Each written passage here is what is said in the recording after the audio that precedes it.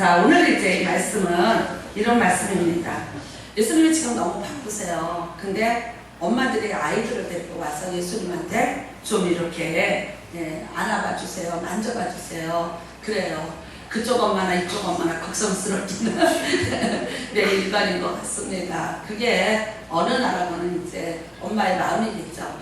이렇게 우리 아이를 만져달라, 이거는 정말 예수님이 얼마나 좋으신 분인지 알기 때문에 그 훌륭하신 분이 우리 아이를 좀 만져주고, 그게 이제 또 축복해 주기를 바라는 거고요. 그 다음에 또 뭐 어떤 문제가 있어서 또 이 예수님의 이 손길을 통해서 나타나는 권능이 우리 아이에게도 임하기를 바라고, 그 다음에 또 이렇게 만져주심을 원하는 거는요, 그분이 갖고 있는 능력이 이 만지는 사람에게로 전가가 된다, 이런 의식을 갖고 있죠. 그래서 거기에서 이제 나오는 것이 안수라는 것이죠. 그래서 그런 의미로도 그랬을 것입니다.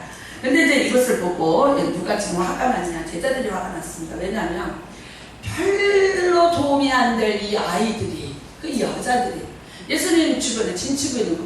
지금 이 사람들은 아니고요. 좀 높은 사람이 와야 되고 힘 있는 사람이 와서 들어야 되고 그래야 되는데, 근데 이 별 도움이 안 되는 아이들이 자꾸 오니까 예수님 곁으로 오지 못하도록 이제 제자들이 아이들에게 조금 야단을 치고 있습니다. 근데 14절에 예수께서 보시고 노하시어 이러대요. 그래요. 그러니까 여러분, 예수님은 이렇게 별로 많이 노하시는 분은 아니잖아요. 그쵸? 근데 이 모습을 보고 제자들에게 막 노하시면서 이제 꾸짖으시고 야단을 치시면서 말씀을 하십니다. 어린아이들이 내게 오는 것을 용납하고 금하지 말라. 하나님 나라가 이런 자의 것입니다. 그래요. 그 다음에 내가 진실로 너에게 이르노니 누구든지 하나님의 나라를 어린아이와 같이 받들지 않는 자는 결단코 그곳에 들어가지 못하리라 하시고, 오히려 보라는 듯이 아이를 안고 예수께서 축복해 주시는 그 본문이 오늘의 본문입니다. 자, 그렇다면 여러분, 아까도 우리가 얘기했지만 어린아이 같지 않으면 그래요. 이 어린아이 하나님의 나라가 이런 자의 것입니다. 그리고 이렇지 않으면, 그래, 이렇게 받들지 않으면 이라고 얘기하고 있습니다. 저번에 한번 제가 어린아이에 대해서 설교를 또 한 번 했습니다. 그건 뭐냐면 어린아이들의 성품이나 어떤 성향에 대해서입니다. 그런데 오늘 보면은 자세히 보면 똑같은 얘기가 아닙니다. 하나님 나라가 이런 자의 것이니라, 또 이렇게 받들지 않는 자는, 그래서 어린아이의 어떤 한 기능에다가 초점을 맞추고 있는 그런 말씀입니다. 사실 여러분, 우리가 어린아이 그러면 그렇죠. 미숙하다, 불완전하다, 미완성이다. 모든 게 이제 다 아직 성장하지 못해서 어떤 것도 이렇게 맡길 수 없는 그런 상황이죠. 그래서 어린아이에게 뭐 칼을 뭐 쥐어줄 것 같이 무슨 뭐 이런 얘기들도 하면서 아이들은 이제 그렇다라고 생각을 하고, 점점 이제 성장해 가면서 똑똑해져가고 얌전해져가고, 그 다음에 또 많은 것을 학습하고 배우면서 이제 이렇게 한 사람으로서 살아갈 수 있는 모든 것들을 다 알게 될 것이다. 그래서 지금은 어떤 상황입니까? 좀 믿지 못한 그런 이제 상황이라고 얘기를 하고 있죠. 그렇다면 이 어린아이에게 도대체 어떤 기능이 있길래, 이게 없으면 이게 못한다. 이 어린아이가 갖고 있는 어떤 독특한 기능이 있습니다. 이 어린아이, 이런 자의 것입니다. 이 어린아이가 하는 어떤 역할에, 이 역할을 하는 자가 천국에 들어가는 것이고, 이제 이런 것들을 말하자면, 받들지 않는 자는 결단코 들어가지 못한다 하는데, 이 받들다는 뜻은 뭐냐면요, 환영하다, 받아들이다, 이제 그런 뜻이에요. 그러니까 이 어린아이가 하는 어떤 역할에 대해서 같이 이게 공유를 하고, 같이 이제 행동을 해야지만 우리가 이제 천국에 같이 들어갈 수 있다, 이러는 거예요.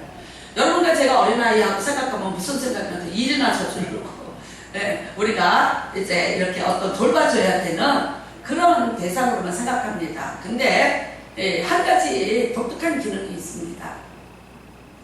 이스라엘 사람들은요, 이 한 지붕 아래서 100명 이상이 모여서 한다고 제가 말씀을 드렸죠. 공동체입니다. 지금도 아랍 계열 사람들은 그렇습니다. 그러니까 1, 2, 3, 4층 온 가족이 삽니다. 그리고 근친결혼 지금도 하고 있습니다. 그러니까 우리의 피를, 우리의 자산을 다른 사람들과 이렇게 썩는 것을 원치 않습니다. 그러니까 왜 그러냐면 우리는 단일 민족이에요. 근데 다른 나라들은 그렇지가 않아요. 어떻게 보면 부족도 다르고 종족도 다르고 쭉 올라가면 이게 달라요. 그러니까 어떻게 잘못하면 이제 정체성을 잃어버린다. 그러니까 우리의 고유의 것을 지켜가기 위해서 그들은 집단 생활을 합니다. 지금도 그렇습니다. 근데 이때 예수님 당시에 이스라엘 사람들은 한 지붕 아래에서 약 100명 이상이 살아요. 이제 이 숫자가 많을수록 이 사람은 가문이 번창한 하나님 앞에 번성하고 생육하고 충만한 복을 받은 가문입니다.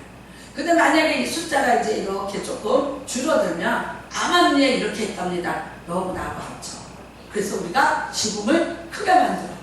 왜 그러냐면 다른 사람한테 어떤 말하자면 위상을 보여주기 위해서 이제 그렇게도 했다고 합니다. 그래서 가버나움의 그 고고학자들이 집터를 발견을 해보면 대부분 몇 명 이상 살았냐? 100명에서 110명 이상이 한 지붕 밑에서 살았다고 합니다. 그러면 여러분 아무리 뭐 4촌, 5촌, 6촌, 7촌, 8촌 같이 살아요. 할아버지, 증조 할아버지, 우리 아버지, 뭐 내 밑에 동생들 다 같이 살아요. 그래도 어떻게 해요? 개인적인 비밀은 있어요. 개인의 프라이버시를 지켜가는 그런 어떤 은밀한 공간들 다 이제 갖기를 원하는 거죠. 그러니까 결국은 한 지붕 아래는 있지만 사실 이들이 소통은 완전하게 이루어지지 않고 있죠. 그래서 이런 일이 있습니다. 누가복음에 보면 진주를 찾았어요. 돈을 찾았어요. 잃어버렸다고 소문이 쫙 났는데 그걸 찾았어요. 그러면 어떻게 된다? 지붕 위에 올라가서 외칩니다. 그거예요. 이거 마이크도 없는 시설에 뭐 어떻게 하겠어요? 지금같이 공동 카톡에다가 가족방에다가 카톡 한번 치면 돼. 근데 그게 안 되잖아요. 그러니까 지붕 위에 올라가서 외쳐요. 진주 찾았다! 돈 찾았다! 외쳐. 그럼 이제 사람들이 듣고 오케이 이렇게 되는 거예요. 근데 이거는 이제 크게 드러나는 소식이고 그렇지 않은 이 소식을 전하는 그런 지금 말하는 메신저가 있어야 돼. 이게 누구냐? 이게 어린아이들. 그러니까 여러분 이 어린아이들은요 눈치 없이 다니는 거예요. 이쪽 공간, 이쪽 공간, 이쪽 공간, 이쪽 공간을 어른들은 어떤 암암리에 규율이 있고 넘어가면 안 됐고 저기는 여자들의 공간이고 저기는 어른들의 공간이고 그쵸? 그러면서 지키는 법이 있어서 내가 같은 지붕 아래에 있어도 가지 못하는 공간들이 있죠. 근데 이것에 제한 없이 뛰어다니는 애들 사람이 누구야? 어린아이들. 여기도 갔다 저기도 갔다 저기도. 그러니까 이 아이들은 그 제재를 받을 필요가 없는 거예요. 천방지축이죠. 뭘 압니까? 무슨 조치가 있습니까? 깊은 뜻을 압니까? 여기에 무슨 의미가 있는 걸 압니까? 모르니까 얘네들은 발길 닿는 대로 기분 내키는 대로 그 넓은 공간을 막 내 마음대로 뛰어다니는 유일한 존재가 바로 이 어린 아이들이었어요. 그러니까 이 어린 아이들이 결국은 무슨 역할을 했냐면요 소식을 전하는 거죠. 왜? 아이들 귀에 들려요. 저쪽 방에 갔더니 누가 뭐라고 얘기하더라고요. 예, 비밀리에 얘기를 했는데 이 어린아이는요 듣는 거예요. 그 다음에 또 어른들이 얘가 아직 어리거든요. 이게 뭘 알아듣겠어? 맘 놓고 얘기했어요. 그러니까 예를 들어서 아빠하고 엄마가 싸울 때더라 그런데 이거를 어른들은 입을 다물고 몰래 했는데 애가 들었거든요. 자고 일어나서 뭐라 그래요? 가서 어저께 우리 엄마 우리 아빠 싸웠다? 가서 이제 얘기를 다 하는 거야. 그러니까 뭐야? 소식을 전하는 소식을 아무런 가감이 없이 귀에 들리는 대로 아무런 계산 없이 저방 이방 다니면서 열심히 소식을 전하는 소식통이에요. 그 다음에는 또 이제요 비밀을 이렇게 누설해주는 어떤 면에서 보면 소통의 창구 역할도 이 아이들이 하는 거죠. 그 다음에 이제 이런 거 있어요. 내가 저기 가서 이걸 전해야 되는데 못 전해. 내가 공간에 갈 수가 없어. 누구는 가요? 아이는 가요. 그러니까 심지어 이런 거 있었지 않았을까요? 사랑한다 연애 편지 같은 거 이것 좀 이렇게 잡아서 여기 어떤 방에 어떤 누나한테 좀 갖다 주고 내가 너한테 사탕 풀어줄게. 그러면 애들은 아무것도 몰라. 계산 없이 오늘도 가서 사탕 조각 집어먹고 그거를 전하는 거죠. 그러니까 이런 역할을 하는 게 이게 어린아이라는 거예요. 그러니까 여러분 이게 대가족이에요. 정말 체계적인 이 대가족의 그 질서가 지감해져. 지금도 그렇죠. 우리나라도 옛날에 남자 여자 구분해서 같이 그 공간을 함께하지 못했던 것처럼 이것도 그렇습니다. 같이 있는 만큼의 그런 질서와 체계와 법이 칼같았었죠. 그러니까 어떻게 해요? 함께는 있으나 서로가 소통이 되지 않는 그 무서운 보이지 않는 장벽들이 있을 수 있었습니다. 그런데 이거를 가만하게 넘나들면서 아무런 제재 갖지 않고 왜 힘차게 뛰어다니면서 이것을 허물어버리고 이 소식을 전하는 지금으로 말하면 SNS 역할 같은 것을 하려는 사람들이 누구냐? 이게 바로 아이들이라는 거죠. 그러니까 아이들이 이렇게 할 수 있었던 건 뭐예요? 몰라요. 그 깊은 뜻을 몰라요. 그리고 이걸 내가 이렇게 전하면 이게 그 다음에 뭐가 될지 어떻게 될지 이런 걸 계산할지 몰라. 그 다음에 뭐예요? 좋은 건지 나쁜 건지 잘 분별할지 몰라요. 이게 아이들의 특징이에요. 그러니까 나에게 조금 뭐 사탕 하나를 주면 나 뭐 칭찬 한마디 해주면 기뻐서 뛰어가서 무조건 하는 것, 이게 이제 아이들입니다. 사실 여러분 어른은 이거 잘 못해요. 왜요? 계산이 먼저 앞서죠. 그쵸? 이거 내가 남의 일에 껴들어도 되나? 그 다음에 이거 내가 한다고 나한테 어떤 유익이 있을까? 혹시 내게 뭐 나쁜 일이 있는 건 아닐까? 어른들은 뭐부터 해요? 손익계산부터 하고 있죠. 굉장히 많이 재죠. 내가 이거를 왜 해야 되나? 내가 이거 체면에 어떤 또 내가 이거 남의 일에 이거 껴드는 거 아니야? 그 다음에는요, 내가 이 말을 했을 때 내가 당할 거 이거 뭐지? 얼마나 많이 계산을 합니까? 그러니까 우리는 계산하니까 이거 못하는 거죠. 그쵸? 가서 전해라. 왜? 뭔데? 왜 전해야 되는데? 저러면 어떻게 되는 건데? 그러면 저 사람이 나를 어떻게 생각할 건데? 등등등등. 그러니까 나 안 해. 나 껴들고 싶지 않아. 나 하고 싶지 않아. 그러면서 여러분 어른들은 굉장히 많이 자기 나름대로 자기를 보호하기 위한 제재를 많이 자기 스스로에게 걸고 있습니다. 이러니까 어떻게 해요? 소식은 불통이고 연락은 안 되고 그 다음에 전달자는 없는 것이고 그렇게 되는 거죠. 저도 사실 핸드폰으로 많이 해요. 어저께도 미국에 있는 친구하고 오래간만에 이제 하는데 아니 카카오로 전화하면 돼요. 뭐 어떠니 어때요? 많이 아파? 뭐 이러면 돼요. 그런데 제가 그냥 카톡으로 보내고 있는 거예요. 문자로. 근데 왜 그러냐면 보이지도 않는데 밤에 막 안경 끼고 있고 그러려면 힘들어. 근데 이제 말로 하는 것보다 이걸 왜 택하냐면 이거는 수정이 가능해요. 그쵸? 내가 보내기 전에 내가 이 사람한테 이거를 보내기 전에 내가 적은 걸 한번 읽어보면 어떤 부분 다시 생각해보고 수정해야지 빼야지 이제 어떤 걸 더 보완해야지 이게 되잖아요. 그러니까 실수를 많이 줄고 내가 후회할 일이 많지 않아. 근데 전화를 해서는요, 10,000원이나 쏟아놓으면은 그 다음에 이 10,000원 내가 거둘 수가 없으니까 어머 어떡하니? 얘 내가 실수했다. 해도 될 일이 있고 안 될 일도 있잖아요. 그러니까 이제는 그리고 어떤 때는 또 기억이 잘 안 나. 그러면 괜히 약점 들키는 것 같고 이제 그러니까 이렇게 문자로 해서 내가 시간이 있을 때 그냥 보내는 걸 저도 참 이렇게 즐겨하는 입장입니다. 왜? 어른들은 생각이 많았어요. 근데 아이들은요? 아니요. 일단은 소통하고 보자. 일단은 전하고 보자. 일단은 하고 보자. 이제 그렇습니다. 그렇다면 여러분 이 하나님 나라가 이런 아이 같은 이런 기능을 가져야 된다. 맞아요. 하나님의 나라, 하나님의 이야기를 이 땅에 와서 누군가가 가감없이 그렇게 전해야 돼요. 근데 그걸 전했을 때 나에게 어떤 손익계산이 있을까? 이거 계산을 보면 누가 전화를 하고 있습니다. 저는 에르미야 1장에 보면요. 에르미야 선자가 총각이에요. 아직. 나이가 어려요. 20대예요. 근데 하나님이 갑자기 나타나셔서 이래요. 너 왕한테 가서 이 나라 나간다고 전해라. 그래요. 그러니까 그때 에르미야가 뭐라니까? 주여 나는 말을 할 줄 모르는 아이입니다. 라고 얘기를 해. 왜 그랬겠어요? 진짜 아이예요. 25살 이상인데 그게 아니라 내가 이 말을 전했을 때 어떤 결과가 나한테 올 것에 대해서 이미 머리에 계산이 들어있는 거죠. 그쵸? 왜? 시드기한테 가서 이 말을 전하라니. 그러면 나 죽일 텐데. 나 또 가둘 텐데. 내가 다녀야 되는 모든 것이. 나 그냥 장가 가고 싶고 나 이렇게 편하게 이렇게 고향 하나둘셋에서 살고 싶은데 평범한 삶을 살고 싶은데 아니 옛날에 우리 그 선지자들 보면 불려갔다가 얼마나 순환을 당하고 고통을 받는데 내가 왜? 그러니까요 이 계산이 쫙 들어가니까 뭐라 그래요? 나 못해요. 나는 어린 아이예요 라고 얘기를 하죠. 나는 아이가 돼서 말하지 못한다. 하나님 앞에 부름받았던 사람이 아멘 감사합니다 하는 사람이 아무도 없어요. 왜? 다들 두려운 거예요.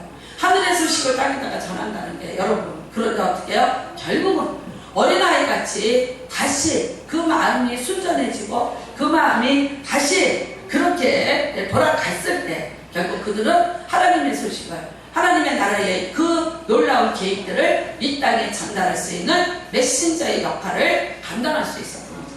사실 여러분, 우리 예수님도 그렇습니다. 예수님이 태어나시는데 이사야서 9장에는 이렇게 말합니다. 한 아기가 우리에게서 낳고, 세상의 어떤 종교의 주체가 되는 신을 어린아이로 표현하는 데가 어디 있습니까? 없습니다. 굉장히 위대한 모습으로 우리와 전혀 다른 아주 말하자면요, 눈에 보기에도 막 거룩한 모습으로 그렇게 나타내고 그렇게 표현을 하죠. 근데 우리 이 땅에 온 인류의 구원자로 오셨다는 예수 그리스도는 그렇게 얘기하지 않습니다. 한 아기가 우리에게서 낳고, 예수 그리스도의 탄생입니다. 여러분, 사실 그래요. 예수님이 이 땅에 오신 거, 아기같이 순전한 마음이 아니면 어떻게 오십니까? 자기가 이 땅에 와서 겪어야 될 일들에 대해서 아십니까? 모르십니까? 알고 계십니다. 근데 그걸 계산을 하고 그 손익을 계산을 한다면 어떻게 이 땅에 내려올 수 있겠어요? 내려오십니다. 왜? 아버지 앞에서는 어린아이예요. 하늘의 하나님 아버지 앞에서 나는 아기 같은 존재로 이 땅에 보내지는 거예요. 나는 그런 계산 안 해요. 그 다음에는 어떻게 해요? 내가 내 말을 하는 것이 아니라 나를 보내신 내 말을 내가 하고 있다고 얘기해요. 그러니까 뭐예요? 예수님이 하신 말씀은 곧 하나님의 말씀이고, 예수님을 본 자는 하나님을 본 자라고 예수님이 직접 말씀하셨어요. 네, 자기 얘기를 하지 않아요. 아버지가 내게 일러주는 말을 내가 지금 하고 있다고 예수님도 그렇게 말씀하셨어요. 여러분, 정말 바보처럼 사셨어요. 이 땅에 오셔서 바보처럼 사셨어요. 똑똑하고 지혜롭지 못하셨어요. 뱀같이 지혜롭지 못하셨어요. 비둘기같이 순전하게 하셨어요. 그리고 우리 보고는 그래도 그러셨어요. 너희들은 가서 뱀같이 지혜롭게 살아라. 이 악한 세상에 내가 너희들을 보내는데 너희들은 그래도 거기서 조금 그런 지혜를 가지고 또 살아가라 라고 얘기를 하셨어. 그러나 예수님은요, 그렇지 못하셨어요.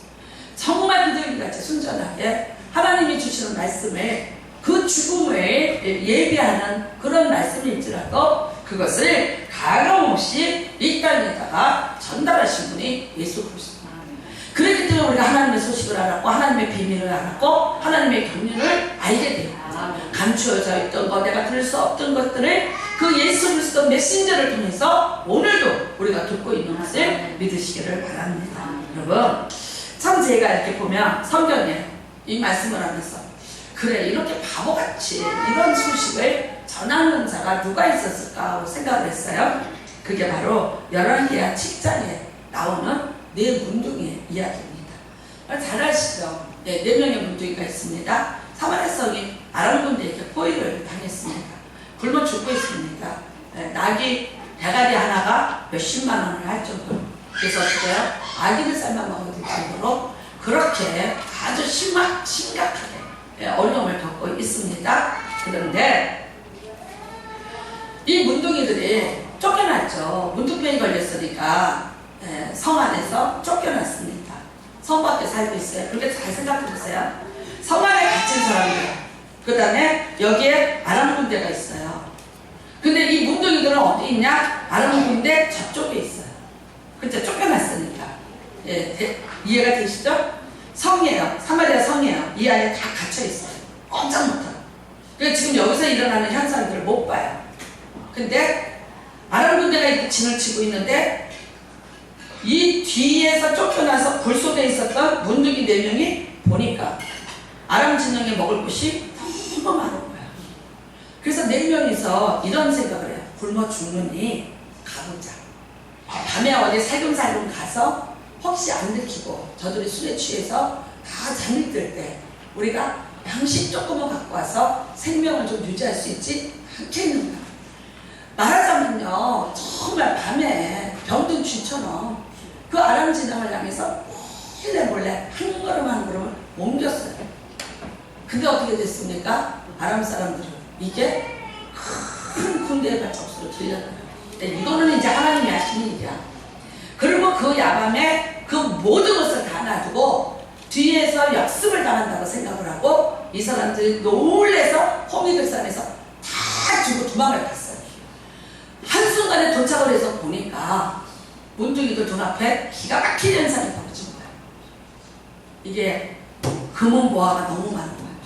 먹을 거는 뭐 그까짓 거는 아무것도 안 되고 칼 한 자루가 없던 나라에 이게 뭐 칼이고 뭐 엄청난 거예요. 그러니까 처음에 이 사람들도 이제 숨기자. 우리가 이것을 갖다가 숨겨놓자. 그래서 처음에 금은보화를 나눕니다. 가고 숨기고 와서 다시 거기서 또 가서 숨기느니라. 선생님도 그래서 안 그러겠어요. 미치지. 나 눈이 확 돌아버리죠. 이제는요 운명이 바뀌는 날이 왔어요. 세상에 어떻게 이거는요 지금으로 말하면요 미국에 뭐 그랬다면요 복권이 당첨이 안 돼서 계속해서 조정이 돼갖고 한 1조를 타는 복권이 있었어요 미국에. 그래서 제가 우리 딸한테 전화 걸었다니까 그거 사봐라. 너는 시민권자니까 일단 너희 식구 4명이 다 사봐. 그랬어요. 그랬더니 아 우리 딸이 정말 안 통해 이러더라고요. 목사님 그건 또 어디서 들었어? 그래요. 그래서 우리나라 뉴스에 어제 아침에도 나왔는데 오늘 저녁에도 또 나왔어. 야 그러니까 이거 대박이야. 빨리 사봐.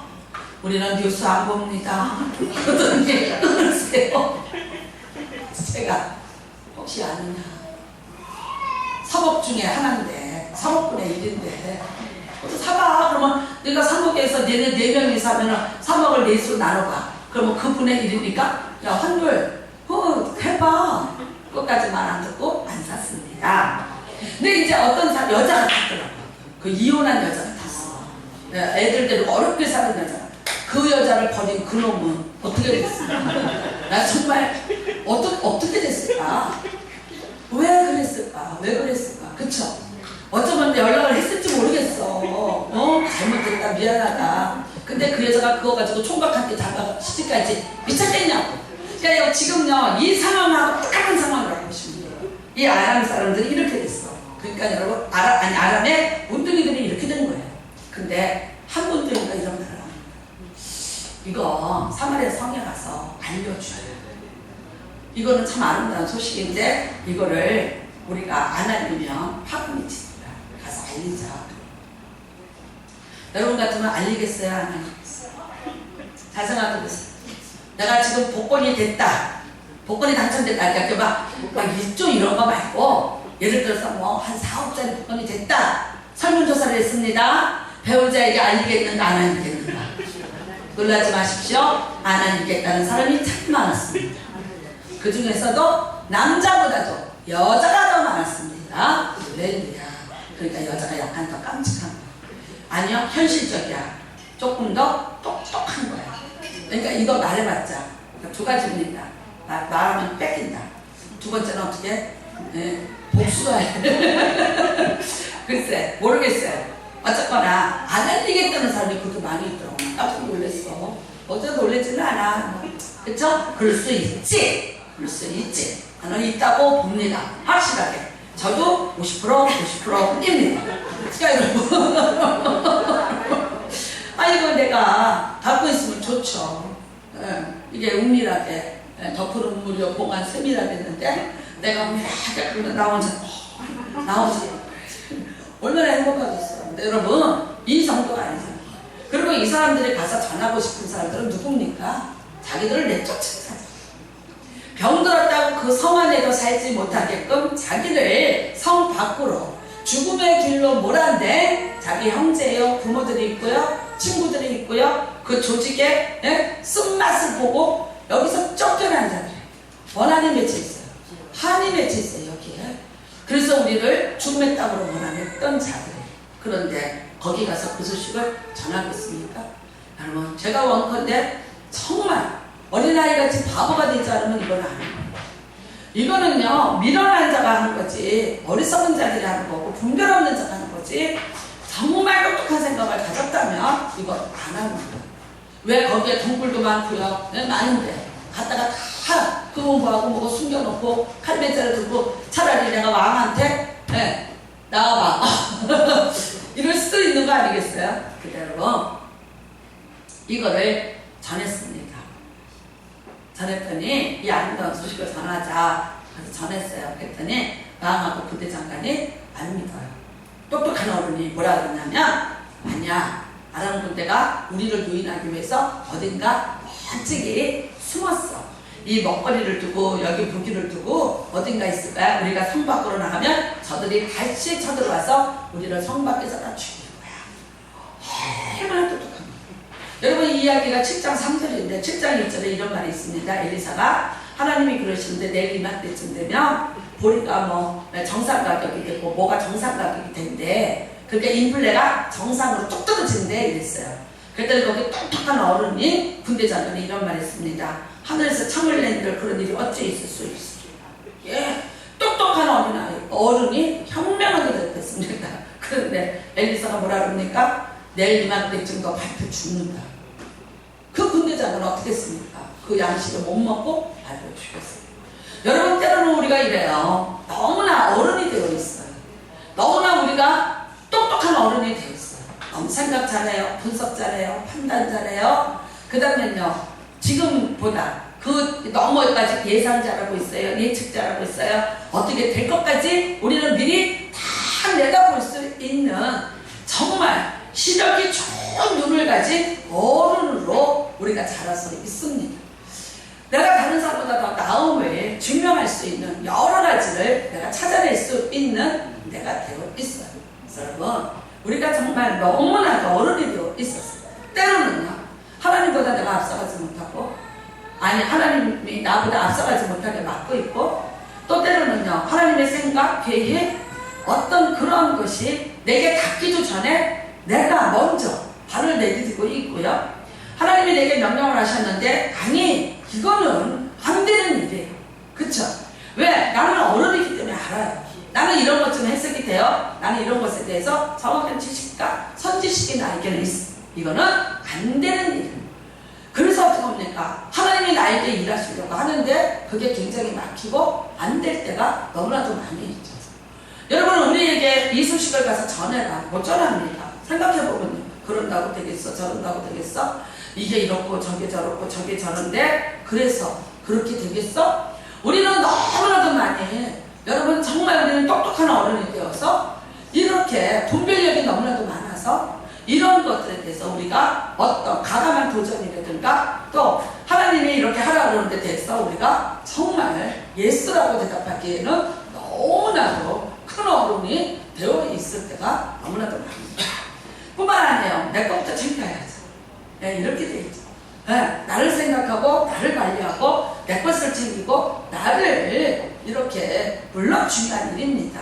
네, 여러분, 때로는 그랬기 때문에 나는 손익분기점을 알고 내가 어떻게 해야 다른 사람에게 내가 손해를 끼치지 않고 나도 손해를 입지 않고 어떤 적정선을 찾아서 내가 살아내야 되는지에 대한 그 선을, 삿발선을 그어놓듯이 너무나도 정확히 그어놓고 있어요. 근데 하나님이 이러세요. 어린아이처럼 너 그거 넘어와. 이쪽으로 넘어와. 네가 그어놓은 그 38선 빨리 넘어와. 그럼 우리는 뭐라 그래요? 그리 넘어가면요 어떻게 되는데? 거기 치료받도 있고요, 뭐도 있고요, 시간도 그렇고요, 뭐도 그렇고요. 어째서요? 저 안 되는데요. 여러분, 참 왜 에레미야 보고도 그랬어요. 나 아이라 말 못합니다. 말을 못하겠습니까? 20대 촉각이 그게 아니죠. 내가 이걸 정했을 때 어떻게 되는 거예요? 내가 하나님이 하라고 말만 가서 전하면 되는데 이 말을 정했을 때 내가 무슨 일을 당할 텐데, 시드기야가 어떤데, 현실 파악이 어떻게 돼 있는데, 지금 정세가 어떤데, 이건 너무 잘 알고 있는 사람. 그러니까 어떻게 해요? 못합니다. 못합니다. 네. 그런데 어떻게 해야 돼요? 하셔야 돼요.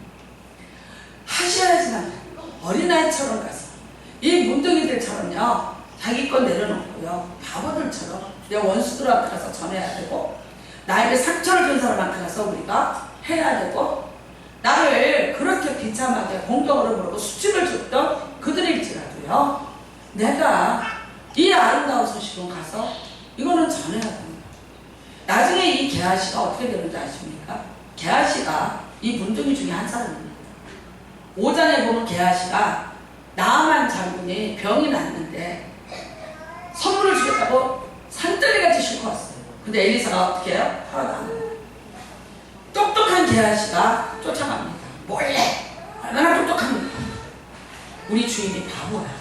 그러니까 내가 가서 받아내야지. 그러면서 몰래 쫓아갑니다.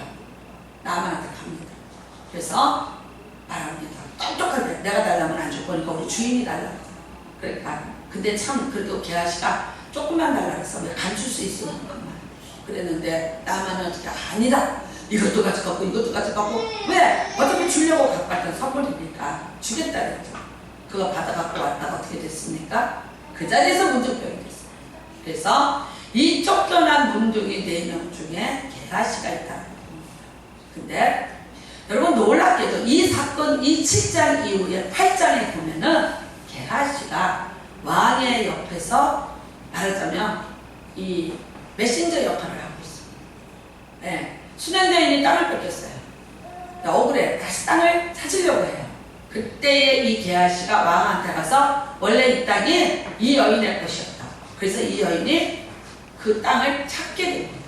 그러니까 게하시가 어떻게 출세를 했어요? 왕 곁에 있는 자가.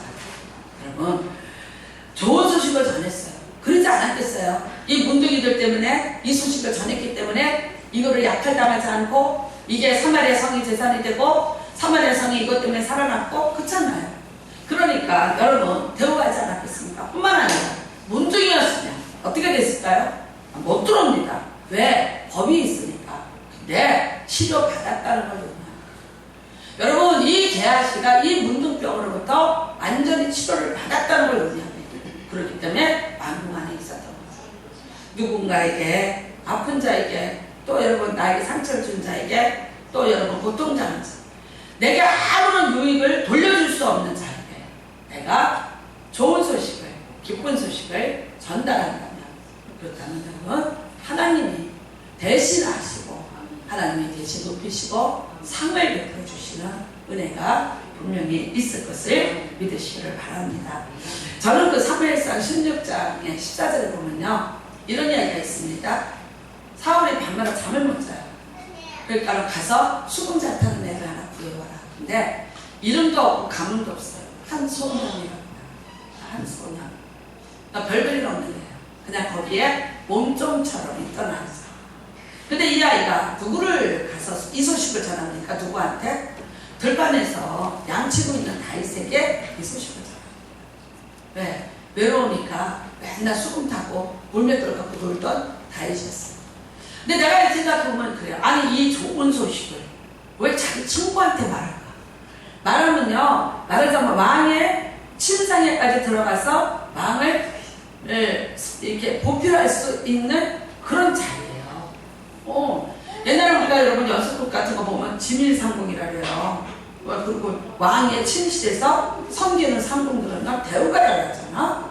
그러니까 이 어떤 소년이 자기가 출세하자고 생각을 하면 아니 뭐 수금을 밤새도록 해도 어떻게 배워서 해보든지 안 그러면 뭐 얘기를 밤새도록 연습을 해서라도 이 사람을 잠들게 만들어 주든지 어떤 방법을 동원해서도 자기가 사울왕 옆에서 출세기를 잡았어야 돼.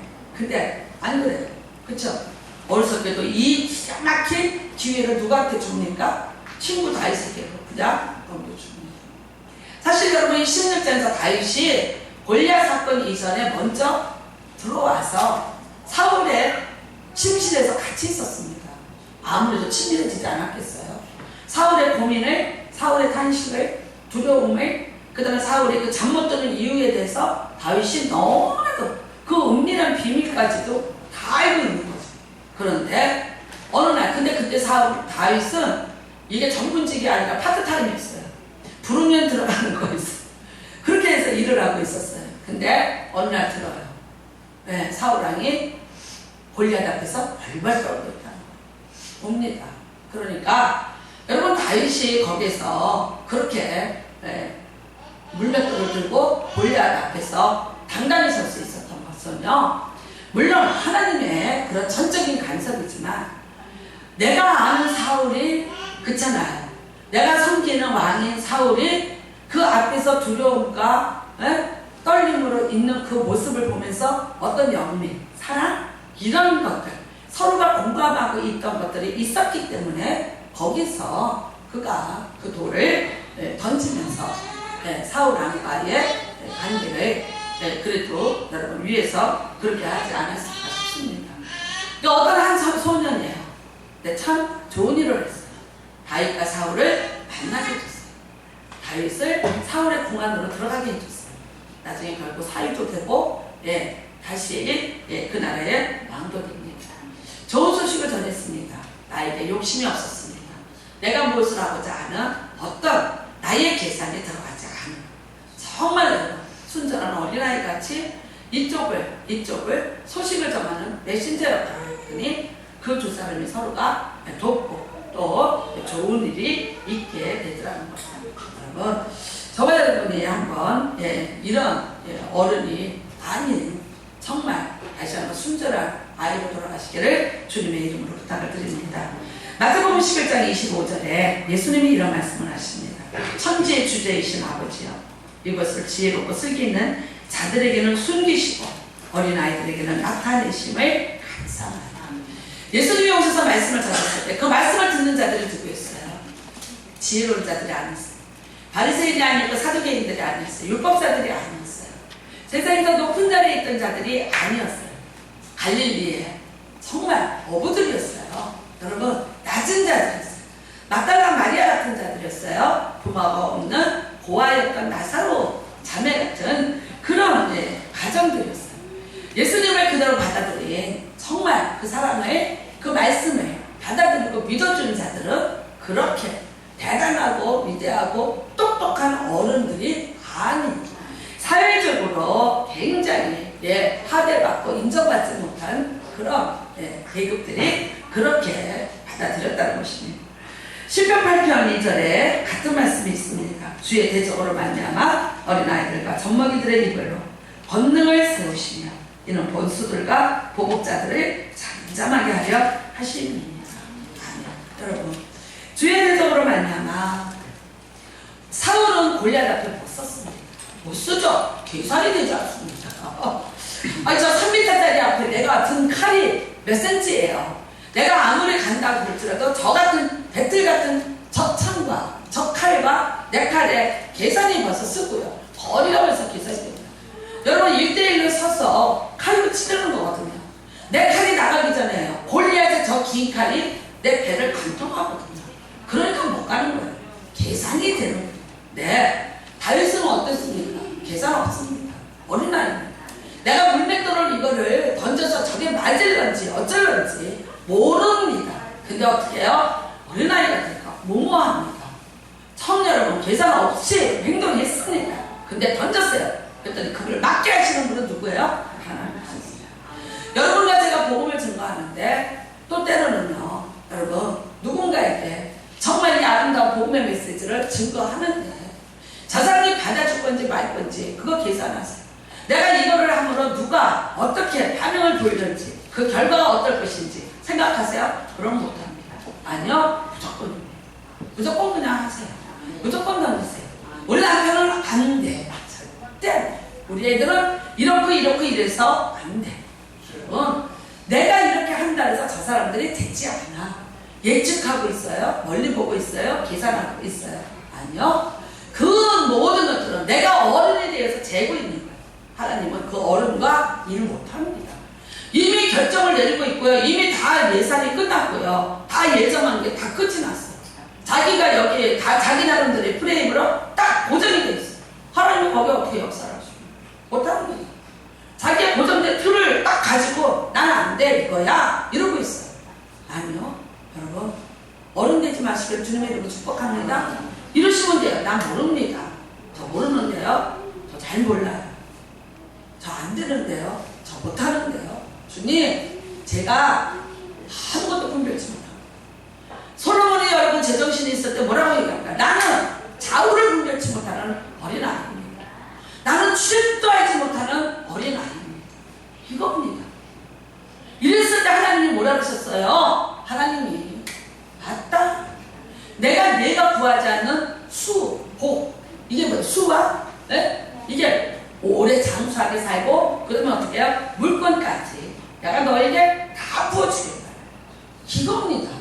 여러분, 근데 내 프레임이 내가 딱 고정해서 나는 계산을 해요. 나는 이걸 가지고 한 달을 살아야 되고 이렇게 해서 살고 이렇게 살고 이렇게 돼. 그러니까 나는 이것밖에 안 돼. 그러니까 나는 이거 못해.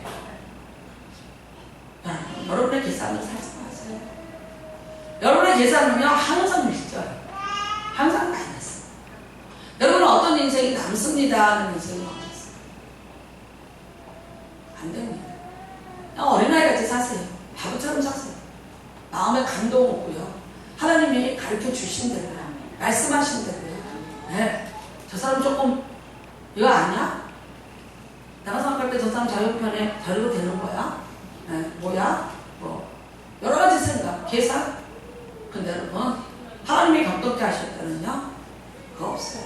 왜냐면요 심을 때가 있고 거둘 때가 있어요. 때가 있는 거야. 때가 언제까지 심을 수 있는 거 아니에요. 내가 언젠가는 심을 근데 언젠가는 내가 심지도 못하고 거둬야 될 때가 있어. 인생에도 노후가 그렇잖아. 똑같은 거예요. 근데 어떻게 해요? 심어 놓은 것만 그렇죠? 그래서 못 심어요. 왜냐면요 오늘 현실 계산이 들어가요. 여러분 이렇게 하세요. 현실 계산 해봐요.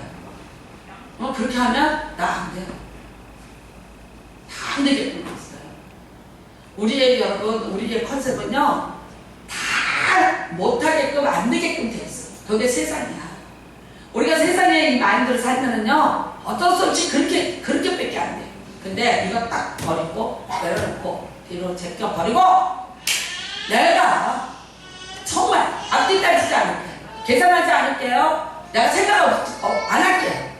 하나님이 하라는 대로 내가 해볼게요. 여러분 하나님한테 내가 때를 쓰세요. 어린아이처럼 기도하면서 최면 생각하세요. 애가 엄마한테 못 알아듣는데 엄마 뭐 줘? 이러지. 엄마 이러므로 이러셔서 어머니가 이렇게 되시고 이렇게 되시니까 그러니까 나를 이렇게 해주십시오. 이러는 자식이 있어요. 자식은 젊어도 늙어도 뭘 알아요? 애나 어른이나 내놔. 이게 자식이에요. 이게 어른아이. 부모한테는 그럼 우리가 항상 말하지. 언제 철들게 언제 오는 거야. 안 들어요. 우리도 그랬어요. 이게 부모와 자식이야.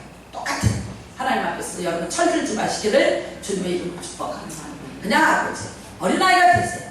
잘난 척하지 말고요. 계산하지 마세요. 그냥 나는 바보야. 나는 아니야. 아니 여러분 솔로몬이 이렇게 말했어. 나는 어떤 문으로 들어야 되는지 몰라요. 그러니까 여러분 몰라요. 그러니까 하나님 가르쳐주세요. 그러니까 하나님이 들어가는 문으로 들어가고 나오라는 문으로 나오니까 됐지. 안 들어가야 될 방 문을 자꾸만 들어가. 나중에는 어느 방으로 자꾸 들어가? 천적들의 방으로 자꾸 들어가다 보니까 방이 쌓이고 쌓여갖고 1000개가 됐잖아. 에? 나중에 똑똑해지니까 지가 방을 골라서 다니니까 나는요 좌우를 분별치 못합니다. 이게 맞는지 좌우 오는 거예요. 오른쪽은 좋은 것이고 좌우는 나쁜 거예요. 그러니까 여러분 이걸 내가 선악을 분간을 못한다는 거야. 이게 솔로몬이구나. 근데 뭐야 세상에서 너 같은 지혜를 가진 자가 두 번 되셨어. 지혜하면 솔로몬이지. 근데 생각해보세요. 그 지혜를 가진 솔로몬이 이래. 이게 옳은 건지 맞는 건지 몰라요. 틀린 건지 답인지 몰라요. 이게 어린아이예요.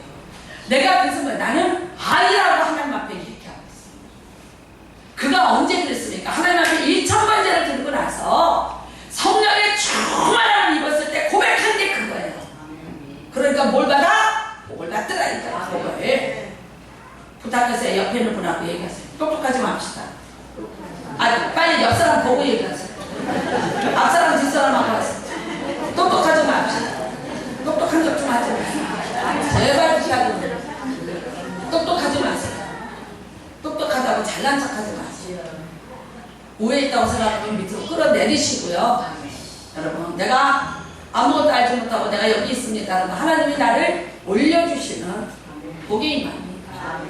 저와 여러분이 모두가 다 정말 젖먹는 아이같이 어미해져서 사모함 같은 그런 어린아이가 되셔서 사모하시고 그리고요 또 가르쳐 주시는 대로 또 하시고 세상에 여러분 이 아름다운 복음의 소식을 잘 증거할 수 있는 그런 역할도 잘 감당하셔서 여러분의 발걸음이 복된 발걸음이 되시고 또 여러분의 이 삶이 하나님의 통치와 지배를 받는 아름다운 삶이 되시기를 주님의 이름으로 축복합니다. 우리 같이 기도합니다. 하나님, 내가 참 어른입니다. 네, 내가 너무 똑똑했습니다. 내가 너무 잘났습니다. 하나님 죄송합니다. 기도하세요. 나 다시 하나님 앞에서 순전한 아이가 되게 하여 주시옵시고 말씀에 귀를 기울이고 그 말씀대로 또 살게 하여 주시옵소서. 주여 일천하시고 기도합니다. 주여 하나님 아버지